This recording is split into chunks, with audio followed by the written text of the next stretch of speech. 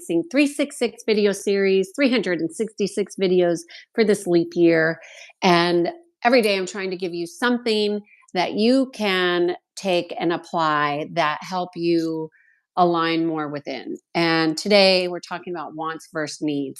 And I really have tried to steer clear of going too far into the ego work at all, but it definitely does come into play when we're talking about wants versus needs and being on the spiritual journey, because it creates what's called polarity, which means opposites, very maybe conflicting ideas. So what you may want to be is comfortable, and you may want things to be easier, but the path to those things being part of your regular occurrence differs when you're on the spiritual journey. And the spiritual journey is very humbling. And I using that word because when people are humbled, they're not in their ego, right? So that's why they're humble, is that they're not of the ego mind. And the ego mind likes things to be status quo. It doesn't want to be humble, because humble is calm and balanced and neutral. Whereas the ego mind will want things to be a particular way, want particular outcomes, focused on the external, focus on the results, which, by the way, I get results and I am not focused on the results. I get results because I'm focused on the now moment. But so many people are so focused on the external that they miss the nuances that bring results quicker, faster, easier. As somebody who's consulted to teams and groups for years, it's been a routine thing that how does she do what she does? And they can't understand it because they're in the ego mind, and the ego mind doesn't understand neutrality, because neutrality is an experiential thing, not so much a thought thinking thing. So what I want to say, I thought there's three main things about our wants and our needs. So the first thing I think is really important for people to understand, and for you to understand, is that you always have a choice. I mean, that's what free will is that you get to have a choice. There is never a moment where you won't have a choice in the direction that you want to go. Um, there are consequences for not choosing wisely. Going on to the next one, which is your wants and your needs on the spiritual journey. The needs trump your wants. So you may want things to be a particular way, but your spiritual needs, your needs to align, will override what you think you want.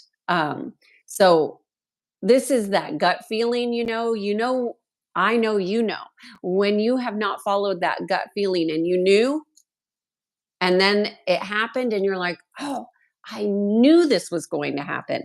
Those moments will happen less and less when you follow what you need instead of what you want. So when you stop, the wants are always going to be addressed and connected to your ego and this outside reality, whereas your needs are going to be based on like your spiritual needs for growth. So that's two things. That's two. The third one is that and this is my best advice in this regard, is to always align what is divinely aligned for your spiritual growth. So if you ask a question, what is most in alignment with my spiritual growth in these options? You will choose and be aligned to what you need repeatedly over what you want. This is going to align you more to your inner knowing and get you out of the ego mind. Now, it's also really helpful for you to know that your ego mind won't want to do the things that you need to do because it disrupts the pattern. But that's the spiritual journey. The spiritual journey is 100% unraveling those conditions, those programs, those ideas, those beliefs that are connected to a false reality that is not in alignment with the natural laws, the laws of one, the laws of this universe. That's what the natural laws are always going to be connected to. So your ego has been conditioned and programmed through many different avenues, media, education, beliefs that were false, that get passed down from generation to generation that just haven't been challenged. And then you get on the spiritual journey and you're like, I want to align. I want to feel better. I want to have a better lifestyle. It requires you doing things that you need to do versus things that you want to do. Now, I can promise you from my own personal experience, I can promise you from my clients' experience that it's exceptionally rewarding and far greater than your mind could ever allow you to imagine. But you are going to have to take the leap of faith and start to build that experience within you by continuously doing what is needed for your soul to evolve, for your spiritual development versus what you think. So I had a brief conversation with somebody yesterday that was telling me that they thought that mentally, if they understood something, that then they learned their lesson.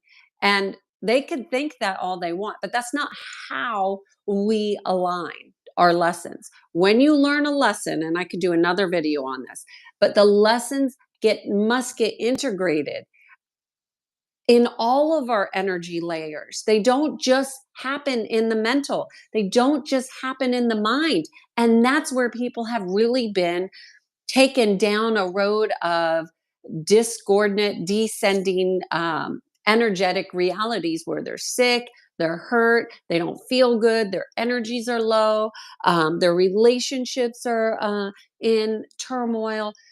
That's that reality. And what I'm offering in Being in Sync and doing these videos is that you could be on a different path that's ascending, that leads you to a higher quality of being in both within yourself, um, with your relationships and with your spiritual journey, that is far more rewarding than you could ever imagine. But it does require that you do what you need, not what you want, and not listening to your mind and really challenging how you think by experiencing things by how you need. So fun and exciting, and it really allows you to explore and be alive in life. So, cheers to Being in Sync. I am Kiana Sage, and I guide people to peace. Have a great day.